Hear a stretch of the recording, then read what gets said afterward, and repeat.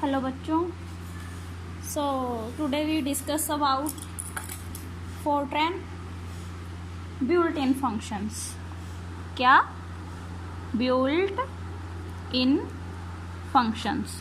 Built in function actual में होते क्या हैं? जो फंक्शन मेरे ऑलरेडी फोर्ट्रान के अंदर प्रेजेंट होते हैं या किसी भी और लैंग्वेज में जो फंक्शन मेरे ऑलरेडी प्रेजेंट होते हैं, ये प्री रिटन फंक्शन होते हैं जिनका कि हम कोई भी ऑपरेशन परफॉर्म करने के लिए या कोई भी कैलकुलेशन परफॉर्म करने के लिए कॉल कर सकते हैं। तो मैंने क्या कहा? These are pre written in any programming language pre written होते हैं ये किसी भी प्रोग्रामिंग लैंग्वेज में, और directly used by the programmer.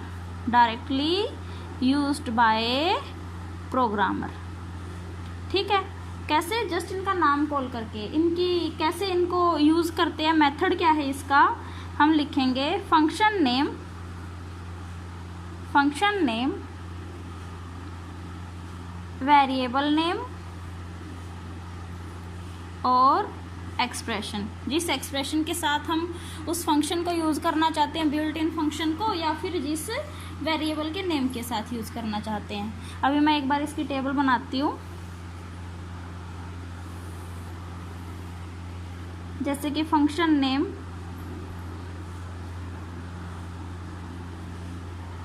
And it's meaning.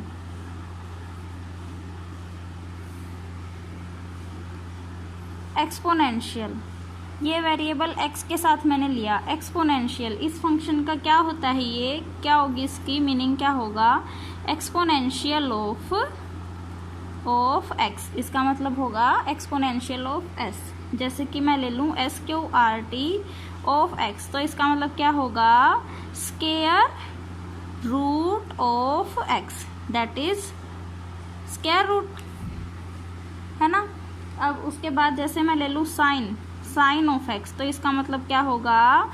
Sign of x।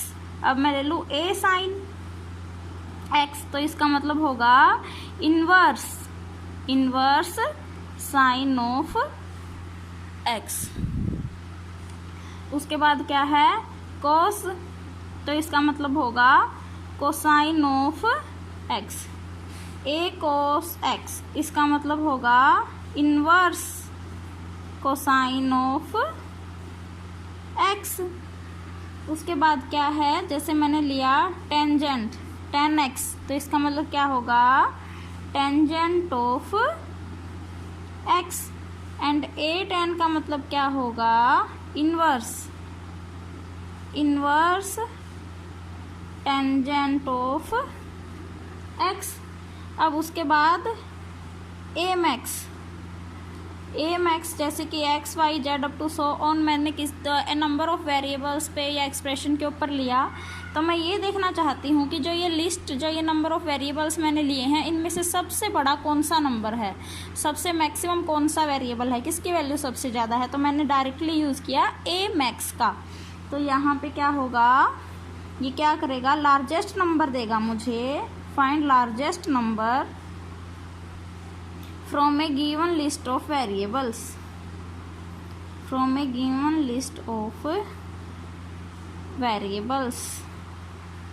उसके बाद a mean x y z up to so on, इसका मतलब क्या होगा?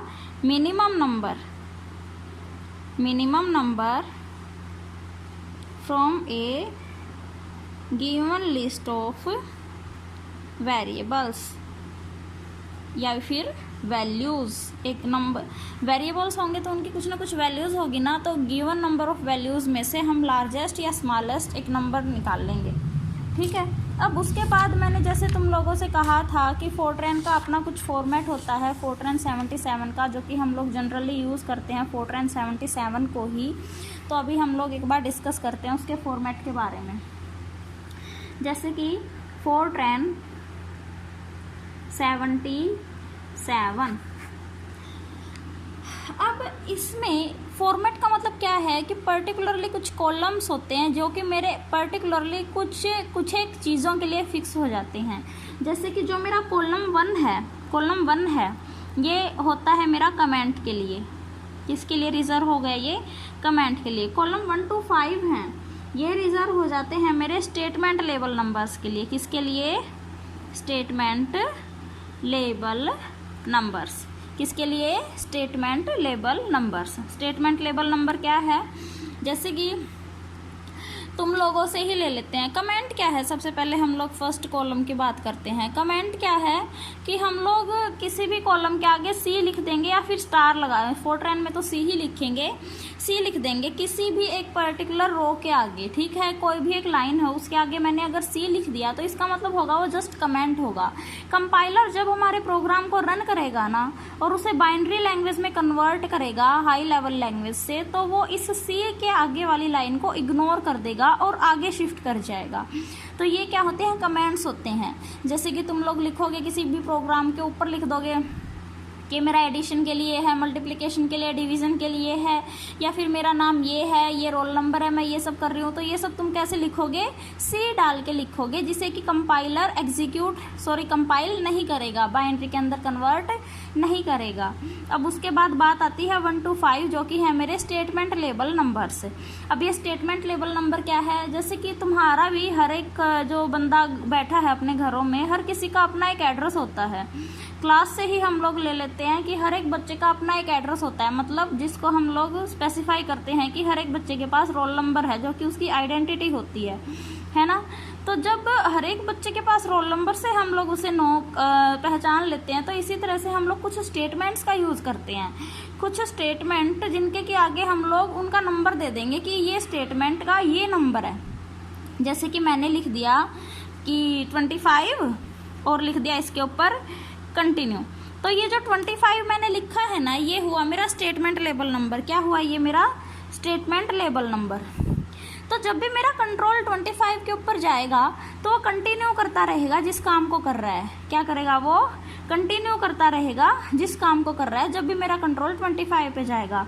अब जैसे मैं बोल दूँ, कुछ भी बोल देते हैं, जैसे हम लोग किसी भी स्टेटमेंट लेबल, जैसे कि मैं कोई लूप चला रही थी, ठीक है, तो अब लूप चलाते हुए मुझे ये तो देना पड़ेगा ना कि भी तू अपना काम कंटिन्यू कर जब तक कि तू एक पर्टिकुलर वैल्यू को नहीं रीच कर लेता। मैंने कहा था ना कि हम लोग लूपिंग कैसे करते हैं, एक इनिशियल वैल्यू दे देते हैं, एक फाइनल वैल्यू दे देते हैं। जैसे कि आई ले लिया मैंने, इनिशियल वैल्यू दे दी 1, फाइनल वैल्यू दे दी 10, और इसके अंदर बाय डिफ़ॉल्ट इंक्रीमेंट मैंने लिया नहीं, मैंने इसके अंदर इंक्रीमेंट पहले से ही मेंशन कर दिया कि मैं इंक्रीमेंट लूँगी इसके अंदर 2 का। तो हम लोगों ने क्या कहा था कि आई की इनिशियल वैल्यू तो 1 होगी, हर बार वो क्या करेगा, I is equal to I plus 2, और वो कब तक वेरी करेगी, जब तक कि उसकी वैल्यू 10 नहीं हो जाती। तो ये जो हुआ ना, ये I is equal to I plus 2, तो यहाँ पे हम लोग इस कंटिन्यूएशन स्टेटमेंट का यूज़ करेंगे इसके नीचे कि 25 कंटिन्यू क्या ना, ये काम मेरा 25, ये जो कंटिन्यूएशन का प्रोसेस है ये मेरा कंटिन्यू चलता रहे। कब तक चलेगा, जब तक कि वो अपनी फाइनल वैल्यू 10 तक रीच नहीं कर जाता। बाकी का अगर किसी को कोई प्रॉब्लम है तो या तो पूछ लेना, अदरवाइज हम लोग आगे जब प्रोग्राम्स करेंगे तो अपने आप ये डाउट क्लियर हो जाएगा, ठीक है।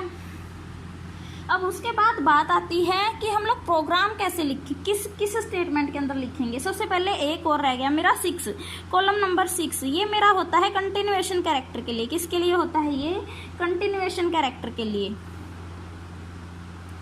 कंटिन्यूएशन कैरेक्टर, किसी भी कैरेक्टर का हम लोग यूज़ कर लेते हैं जो कि हमें रिप्रेजेंट करता है कि ये कंटिन्यू है, डाटा मेरा कंटिन्यू चल रहा है। उसके बाद कॉलम होते हैं मेरे 7 से लेके 72 तक। कहाँ से कहाँ तक, 7 से लेके 72 तक।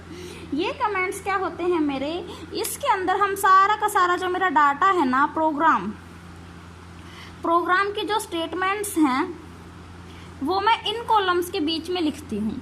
कॉलम 7 से लेके 72 तक मैं सारे के सारे प्रोग्राम की स्टेटमेंट्स को मेंशन करती हूँ कि ये स्टेटमेंट्स हैं इस पर्टिकुलर प्रोग्राम के अंदर।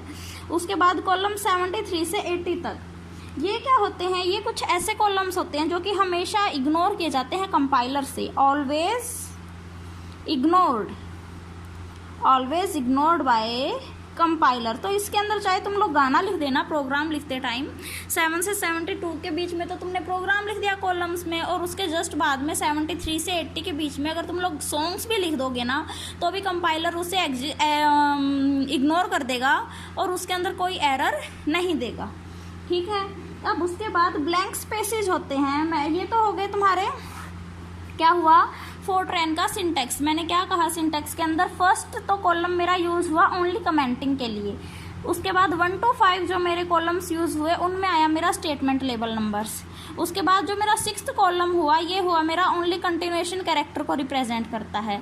उसके बाद 7 से 72 जो आए ये मेरे रिप्रेजेंट करते हैं प्रोग्राम की स्टेटमेंट्स को। किसको रिप्रेजेंट करते हैं, ये प्रोग्राम की स्टेटमेंट्स को। उसके बाद 73 से 80 जो मेरे कॉलम्स आए ये मेरे हमेशा इग्नोर किए जाते हैं हमारे कंपाइलर के द्वारा, ऑलवेज इग्नोर किए जाते हैं। इनको कंपाइलर कभी भी रन नहीं करता, कभी भी कंपाइल नहीं करता, कभी भी बाइनरी कोडिंग के अंदर कन्वर्ट नहीं करता, मशीन लैंग्वेज में के अंदर कन्वर्ट नहीं करता। ठीक है। अब फोरट्रैन 77 के बारे में एक खास बात क्या है कि सारे के सारे जो मेरे ब्लैंक स्पेसेस होते हैं ना, जितने भी मेरे एक प्रोग्राम को लिखते टाइम ब्लैंक स्पेसेस हम लोग छोड़ते हैं, इन सब को इग्नोर कर देती है, ऑलवेज इग्नोर्ड, सारे के सारे ब्लैंक स्पेसेस को इग्नोर करती है। उसके बाद ये तो था मेरा फॉर्मेट फोरट्रैन 77 के लिए। मैंने कहा था कि आजकल हम लोग जिस लैंग्वेज का यूज़ कर रहे हैं वो है फोरट्रैन 90। किसका यूज़ कर रहे हैं हम लोग आजकल, फोरट्रैन 90, जो कि क्या है, मेरी सिंटैक्स फ्री है। क्या है ये, सिंटैक्स फ्री है। इसके अंदर ये सब, ये जो सिंटैक्स रूल्स हम लोगों ने देखे हैं ना, ये सब फॉलो नहीं होते। फोरट्रैन 90 क्या है, मेरी एक सिंटैक्स फ्री लैंग्वेज है। चलो बच्चों, हमारा बस ये लेक्चर यहीं तक था। आगे का हम लोग नेक्स्ट लेक्चर में डिस्कस करेंगे। Thank you.